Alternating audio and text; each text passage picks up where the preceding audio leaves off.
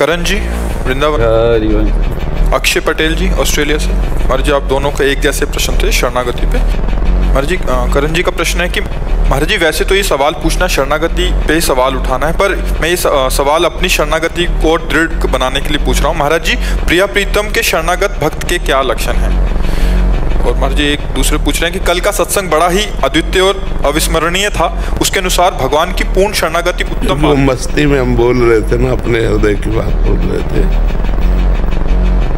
देखो अगर लक्षण पूछे जाएंगे तो फिर वो कसौटी हो जाती है। जब हमें शरणागति होनी है तो सबसे पहले हमें स्वीकार करना है कि हम किसी लक्षण योग्य नहीं हैं।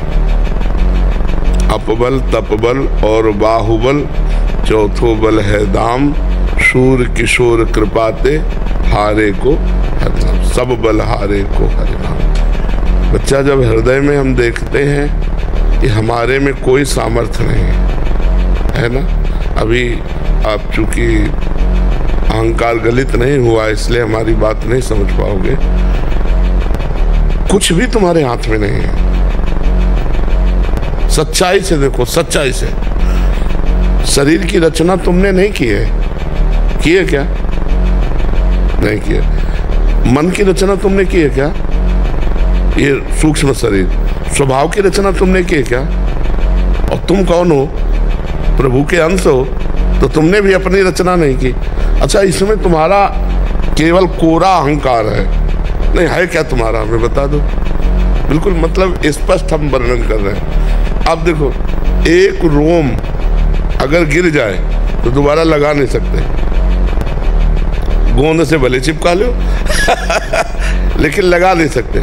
मतलब आपके सामर्थ्य कुछ नहीं, केवल आपको स्वतंत्रता दी गई है। कर्म और अधर्म, जो कुकर्म, इनमें तुम क्या पसंद करते हो, क्या करना चाहते हो। अगर इन दोनों को नहीं पसंद करते हो तो भजन करके भगवान की प्राप्ति कर सकते हो। इतनी छूट दी गई बस, और इसके अलावा तुम कुछ नहीं कर सकते। तो जब विचार करके देखा गया कि कर्म जो है, शुभ कर्म वो भी फंसाने वाला है सुख में, और अशुभ कर्म दुख में बांधने वाला है, और भजन अखंड प्रसन्नता देती है।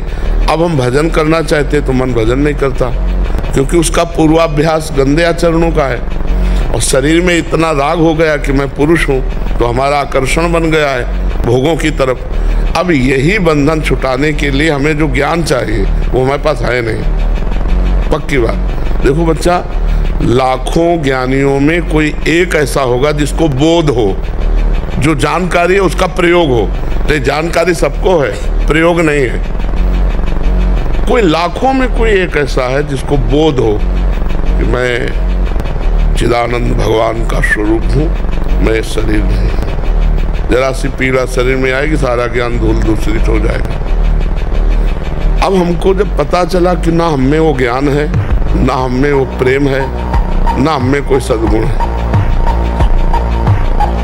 हे प्रभु मैं आप, हे नाथ मैं आप।